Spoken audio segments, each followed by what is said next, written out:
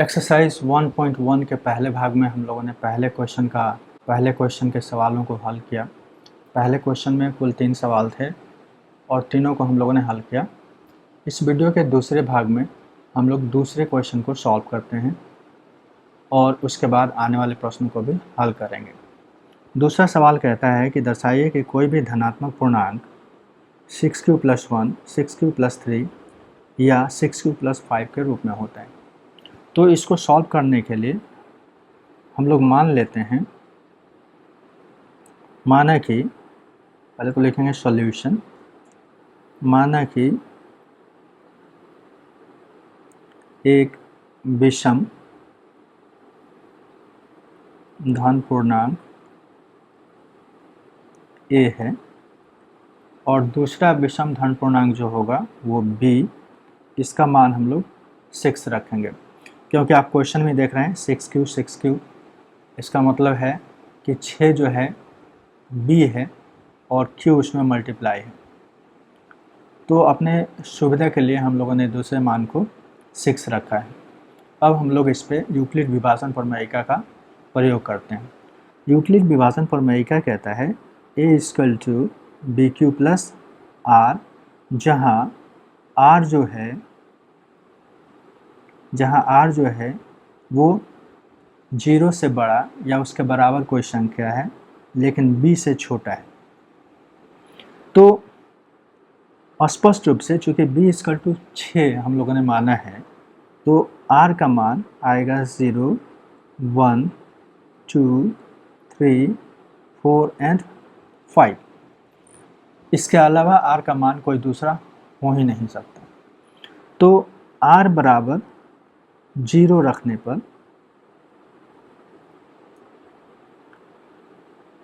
a हमें प्राप्त होता है 6q + 0 या a = 6q। यहाँ पे हमें प्राप्त होता है a = 6q, जहाँ q एक धनात्मक पूर्णांक है। तो धनात्मक पूर्णांक 1 से लेकर इनफाइनाइट तक कोई भी संख्या अगर हम लोग रखेंगे तो हमेशा हम लोगों को ये सम संख्या मिलेगा, क्योंकि 6 से विभाज्य जितनी भी संख्याएं आपको मिलेंगी सारी की सारी सम होती हैं। तो ये हमें मिलेगा और ये प्राप्त होगा हमें सम संख्या। अगर r बराबर 1 रखें तो उस केस में हमें मिलता है a = 6q + 1। अब आप यहाँ देख सकते हैं कि 6q, a = 6q हमारा सम संख्या है और सम संख्या में जब एक विषम संख्या को जोड़ेंगे तो वो हो जाता है विषम संख्या, यानी कि ये हमें मिलेगा विषम संख्या। r बराबर 3 रखने पर हमें प्राप्त होता है r बराबर 2 रख लेते हैं पहले। r बराबर 2 रखने पे हमें मिलता है 6q + 2। अब इस पे हम लोग विचार करते हैं तो 6q हम लोगों ने देखा है कि यह एक सम संख्या है और सम संख्या में जब फिर से सम संख्या जुटेगा तो वो सम संख्या होता है, इसीलिए ये वाला पार्ट हमारा सम संख्या हो जाएगा। अब हम लोग इसी तरह से देखते हैं, r बराबर 3 रखने पर हमें मिलता है a = 6q + 3। इस केस में अगर देखा जाए तो 6q हमारा विषम संख्या है और विषम में जब 6q हमारा सम संख्या है, सॉरी फॉर दैट, r = 3 रखने पे हमें मिलता है a = 6q + 3। 6q सम संख्या है और सम संख्या में जब विषम संख्या जोड़ा जाएगा तो हमें प्राप्त होगा विषम संख्या, इसीलिए यह हमारा विषम संख्या होगा। r = 4 रखने पर हमें मिलता है a = 6q + 4। 6q सम संख्या है और सम संख्या में जब सम संख्या को जोड़ा जाएगा तो ये हो जाता है सम संख्या, तो ये हमें मिलेगा सम संख्या। r = 5 रखा जाए तो हमें मिलता है a = 6q + 5 और 6q चूँकि सम संख्या है और सम संख्या में जब विषम संख्या को जोड़ा जाता है तो हमें प्राप्त होता है विषम संख्या। तो हमें आप देखिए यहाँ पे जो हमें प्राप्त हो रहा है 6 क्यू प्लस 1 ये विषम संख्या मिल जाए। इसके बाद 6 क्यू प्लस 3 ये विषम संख्या हमें प्राप्त हो रहा है। और यहाँ देख रहे हैं आप 6 क्यू प्लस 5 ये विषम संख्या। बाकी 6 क्यू प्लस 4, 6 क्यू प्लस 2 और 6 क्यू ये सम संख्या है। तो चूँकि हम लोग को प्रूफ करना है कि 6 क्यू प्लस 1, 6 क्यू प्लस 3 और 6 क्यू प्लस 5 विषम संख्या है, जो ऑलरेडी प्रूव हो चुका है। अगर आपके एग्जामिनेशन में पूछे कि 6 क्यू प्लस 2 और 6 क्यू प्लस 4 सम संख्या है, तब हमारा उत्तर a इक्वल टू 6 वाला होगा, a इक्वल टू 6 प्लस 2 होगा और a इक्वल टू 6 प्लस 4 होगा। चूँकि हम लोगों को विषम संख्या प्रूव करना है, इसीलिए हम लोग लिख सकते हैं यहाँ पे कि 6 प्लस 1, 6 प्लस 3 या 6 प्लस 5 विषम संख्या है।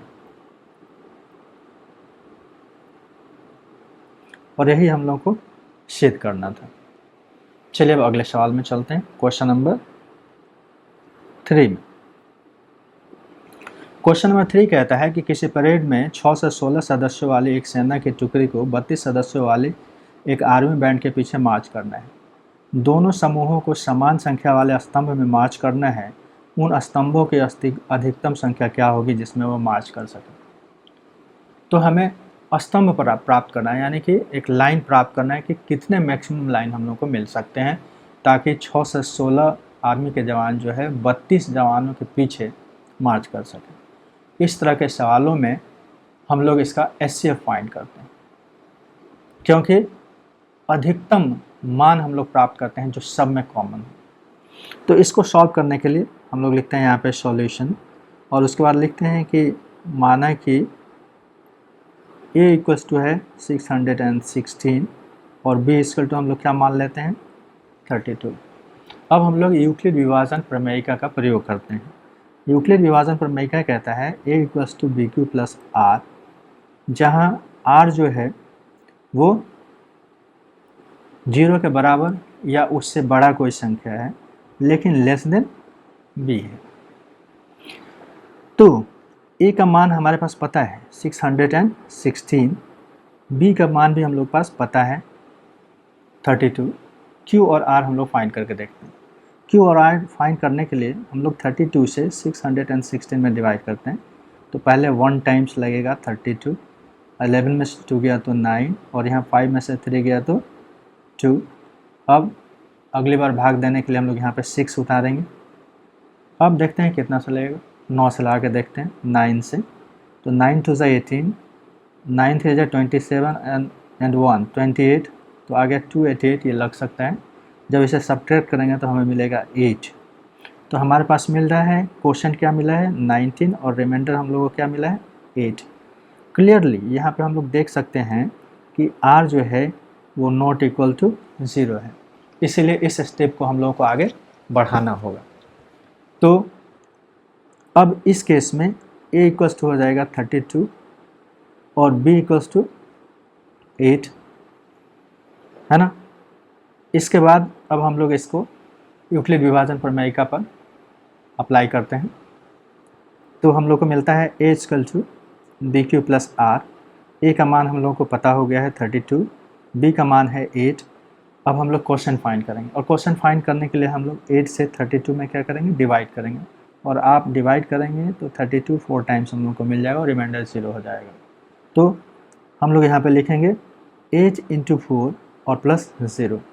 यहाँ पे आप देखिए क्लियरली, आप यहाँ पे देख सकते हैं कि r इक्वल्स टू क्या मिल गया है 0, और जब r इक्वल्स टू 0 मिल गया है तो यहीं पे हमारा यूक्लिड विभाजन का जो एल्गोरिदम है वो समाप्त होता है और फाइनल आंसर तक हम लोग पहुँच गए हैं।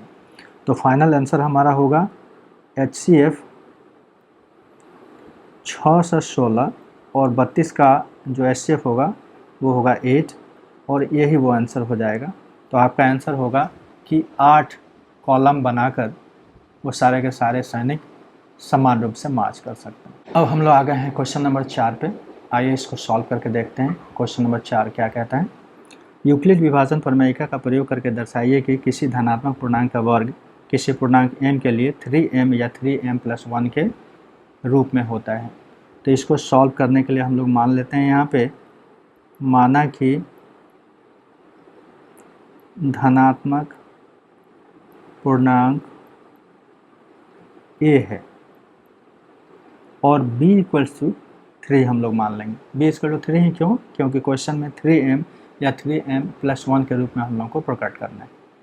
अब दोनों पे हम लोग यूक्लिड विभाजन प्रमेयिका का प्रयोग करते हैं। यूक्लिड विभाजन प्रमेयिका का प्रयोग करने पे हमें मिलता है a equal to B Q plus R, जहाँ r 0 के बराबर या उससे बड़ा कोई संख्या है जबकि b से वो छोटा है। इसको हम लोग टेक्निकल टर्म में इस तरह से लिख सकते हैं, 0 r and less than b। इसको हम लोग इस तरह से पढ़ते हैं कि r जो है वो 0 के बराबर या उससे बड़ा है लेकिन b से छोटा है। तो स्पष्ट रूप से यहाँ पे हम लोग देख सकते हैं कि r का जो संभावित मान है, r का जो संभावित मान है वो हम लोग को मिलता है 0, 1, 2, क्योंकि 3 से ज़्यादा नहीं हो सकता या उसके बराबर नहीं हो सकता, उससे कम हो सकता है। तो r का संभावित मान हम लोग को मिलता है 0, 1 और 2। ये संभावित मान है r का। अब हम लोग क्या करेंगे कि r के मान को यूक्लिड विभाजन प्रमेयिका में रखेंगे और कैलकुलेट करके देखते हैं कि हम लोग को क्या क्या मिलता है। तो r बराबर 0 रखने पर हमें मिलता है a equal to 3q plus 0 या a equal to 3q। Question में चूँकि हम लोग को इसको वर्क करके देखना है इसीलिए दोनों को वर्क करते हैं। तो लिखेंगे यहाँ पे स्क्वायरिंग बोथ साइड। जब स्क्वायर करेंगे तो हमें मिलेगा a square equals to 9q square. अब यहाँ पे हम लोग मान लेते हैं a square equals to 3 common निकाल लेते हैं तो हम लोग को मिलता है 3q स्क्वायर। 3q स्क्वायर एक पूर्णांक है, q एक धनात्मक पूर्णांक है, इसीलिए q का स्क्वायर भी धनात्मक पूर्णांक ही मिलेगा। तो 3q स्क्वायर भी एक पूर्णांक ही होगा। तो अगर हम लोग मान लें यहाँ पे let 3q square equal to m, तो इसको हम लोग लिख सकते हैं a स्क्वायर इक्वल टू 3। अब आगे बढ़ते हैं, r बराबर 1 रखने पर हमें मिलता है a equals to 3q plus 1 और फिर से स्क्वायर करेंगे, स्क्वायरिंग बोथ साइड, दोनों साइड वर्क करने पे हम लोग को मिलता है a square equals to 3q plus 1 का होल स्क्वायर। तो ये हमें मिलेगा 3q का होल स्क्वायर प्लस 2ab यानी 2 इंटू 3q इंटू 1 प्लस 1 का स्क्वायर। जब इसको फर्दर सॉल्व करेंगे तो ये आएगा 9q square plus 6q plus 1। अब ये देखिए ये दोनों में से हम लोग 3 कॉमन निकाल सकते हैं। तो चलिए फाइंड करते हैं इसको। 3 निकालते हैं और यहाँ हमें मिलता है 3q स्क्वायर प्लस यहाँ मिलता है 2q और ये मिल गया हमें। अब यहाँ देखिए 3q स्क्वायर और 2q, चूँकि q एक इंटीजर है इसीलिए अगर 1, 2, 3, 4 q का मान कुछ भी रखें 1 से लेकर इनफाइनाइट तक तो इसका मान हमेशा एक पूर्णांक मिलेगा। तो इसको हम लोग मान लें यहाँ पे, ठीक, 3q square plus 2q equal to m। तो इस केस में यह हो जाता है 3m प्लस 1। अब हम लोग आगे चलते हैं। अब r इक्वल्स टू 2 रखते हैं। तो r इक्वल टू 2 रखने पे हमें मिलता है a equals to 3q plus 2। अब फिर से इसे स्क्वायर करते हैं, स्क्वायरिंग बोथ साइड, जब स्क्वायर बोथ साइड करेंगे तो हमें मिलेगा 3q प्लस 2 का होल स्क्वायर। तो यहाँ लिखेंगे a square equals to 3q का होल स्क्वायर प्लस 2ab यानी 2 इंटू 3q इंटू 2 प्लस 2 का होल स्क्वायर। फर्दर इसको सॉल्व करें तो हमें मिलता है 9q square plus 12q plus 4। अब यहाँ पे हम लोग इसे 9q स्क्वायर प्लस 12q और प्लस 3 प्लस 1 रखते हैं। ऐसा इसलिए ताकि 3 हम लोग कॉमन निकाल सकें। तो जब 3 कॉमन निकाल देते हैं तो हम लोग को मिलता है 3q square plus 4q plus 3 plus 1। q का मान अगर हम लोग कुछ भी रखें तो ये वाला पार्ट हम लोगों को एक पूर्णांक ही प्राप्त होगा। तो ठीक अगर इसको हम लोग पूर्णांक ले लें तो ये हमारा हो जाएगा a square equal to 3m plus 1। यहाँ पर हम लोग लिखेंगे taking 3q square plus 4q plus 3 equals to m। तो हम लोग को मिल गया है a स्क्वायर बराबर 3m प्लस।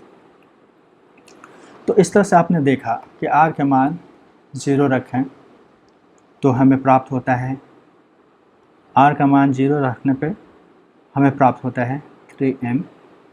r का मान अगर 1 रखें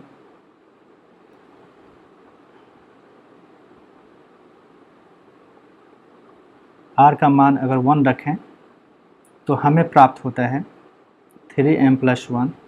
और r का मान अगर हम लोग 2 रखें तो हमें प्राप्त होता है 3m प्लस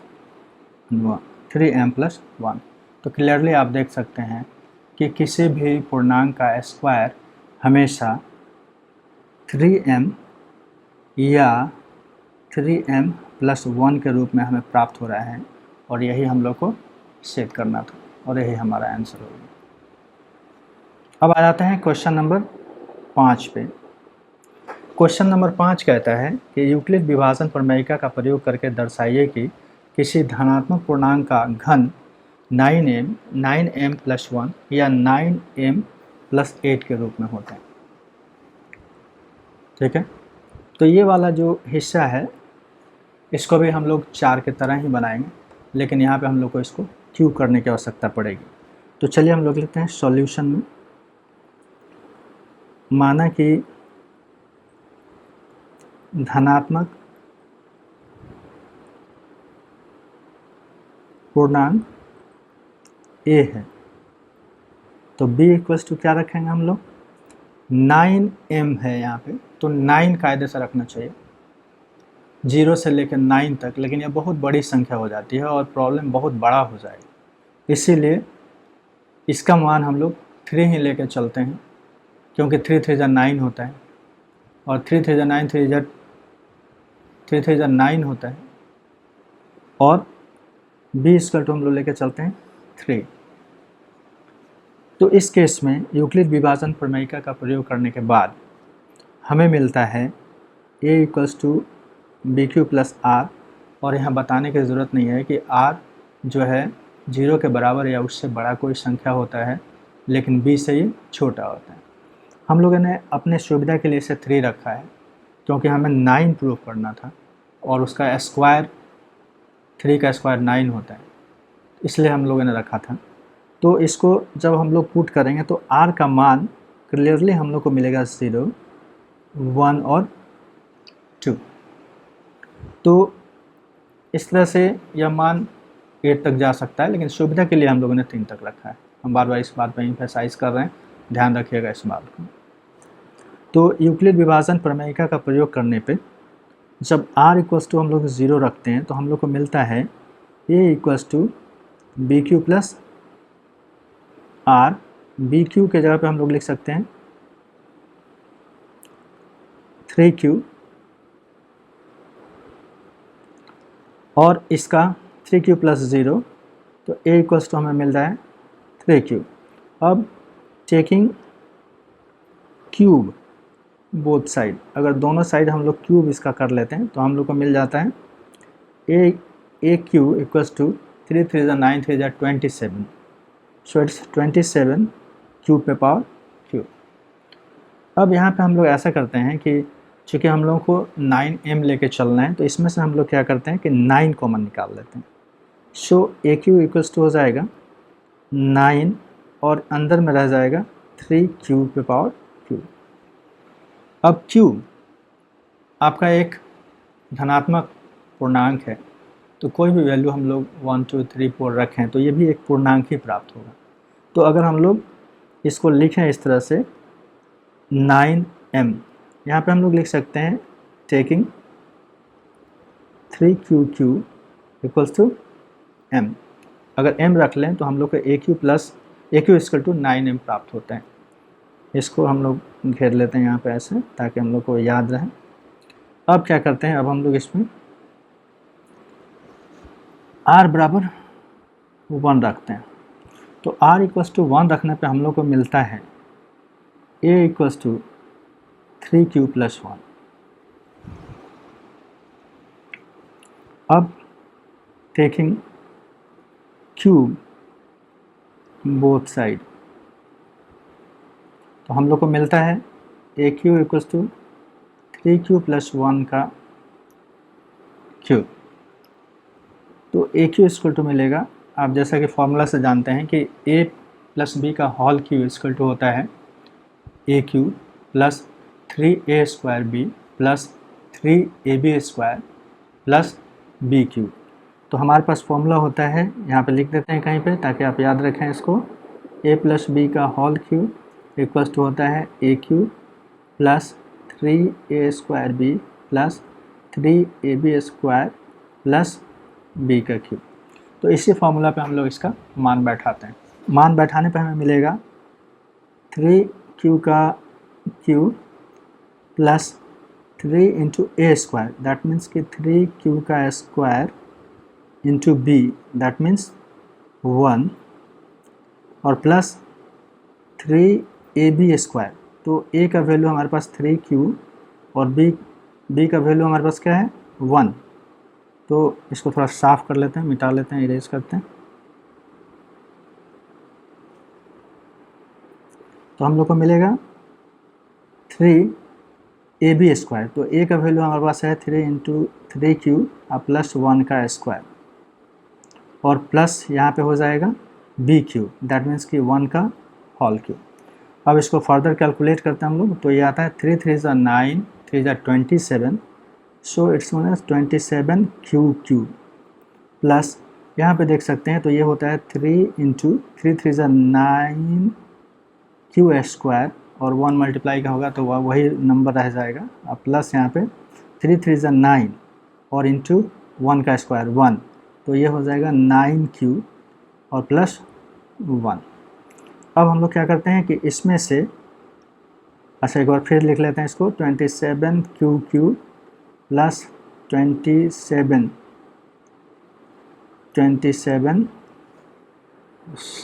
इसको अच्छे ढंग से लिख लिया जाए, इरेज करते हैं।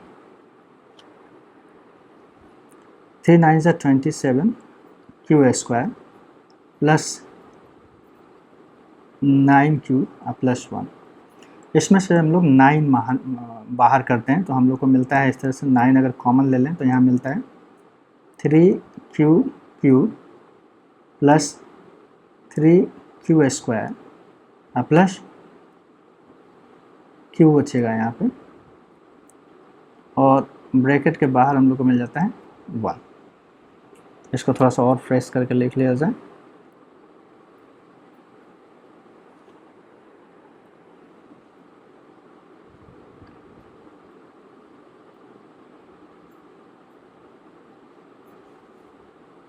प्लस 1, तो एक क्यू हम लोग को मिला है 9 और 3q plus 3q plus q, को अगर हम लोग m एज्यूम कर लें, क्योंकि ये टोटल का टोटल हम लोगों को एक पूर्णांक मिलेगा, तो यहाँ पे हो जाएगा 9m + 1, यहाँ पे taking 3qq + 3q + q = m हम लोग को मिलता है। अब हम लोग r का वैल्यू 2 रखते हैं, तो आइए r का वैल्यू 2 रखते हैं और यहाँ लिखते हैं r = 2 रखने पर हम लोग को मिलेगा a = 3q + 2। फिर से हम लोग को क्यूब करना पड़ेगा, तो टेकिंग क्यूब बोथ साइड हम लोग को मिलता है a³ = 3q + 2 का होल क्यूब। फिर से वही फॉर्मूला पर इसे हम लोग एज्यूम करेंगे और बैठाएंगे, तो ये मिलेगा 3q का whole cube + 3 × a² that means कि 3q का whole square × 2 + 3ab² that means 3 × 3q into, फिर से इसको फ्रेश करके लिख लेते हैं, 3 × 3q और इंटू b² दैट मीन्स 2 का स्क्वायर और प्लस b³ दैट मीन्स 2 का क्यूब। तो हम लोग को मिल रहा है 27 प्लस ये स्क्वायर कंप्लीट करने पे 3 3 9q² होगा और 9 3 27 और 27 और इंटू 2, तो ये 54 q² मिलेगा हम लोग को। अब हम लोग यहाँ पे लेते हैं 3 3 9 और 9 को जब 2 से स्क्वायर करेंगे तो इट्स गोइंग टू बी 4 9 36 और प्लस यहाँ मिलता है 8। अब हम लोग देखते हैं क्या कॉमन निकल सकता है, तो सब में से 9 तो हम लोग को निकल ही सकता है, तो हम लोग लिखते हैं 9। सो यहाँ मिलता है हम लोग को 3q + 6q² + 4q और प्लस 8। अब यहाँ देखिए q का वैल्यू अगर हम लोग 1 से लेकर इनफाइनाइट तक कुछ भी रखें तो ये हम लोग को एक धनात्मक पूर्णांक प्राप्त होगा।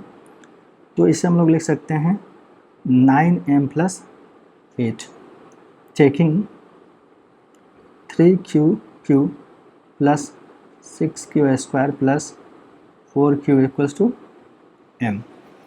तो इस तरह से आपने देखा कि हमें जो रिक्वायर्ड चाहिए था वो हम लोग को प्रूव हो चुका है।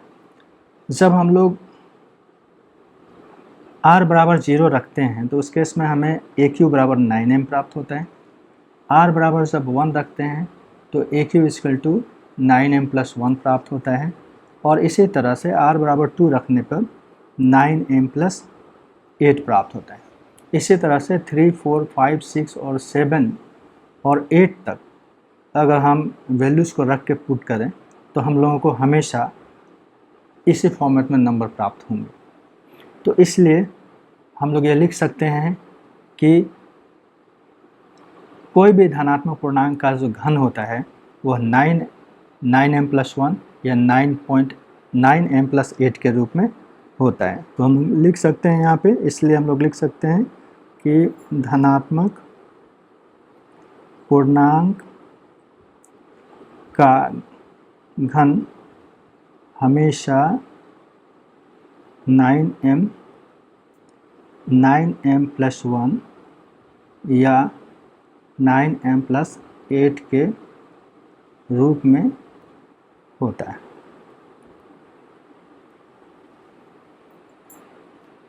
और इस तरह से एक्सरसाइज 1.1 का 5वां सवाल पूरा होता है। तो चलिए अगले वीडियो में हम लोग एक्सरसाइज 1.2 के सवाल को सॉल्व करेंगे।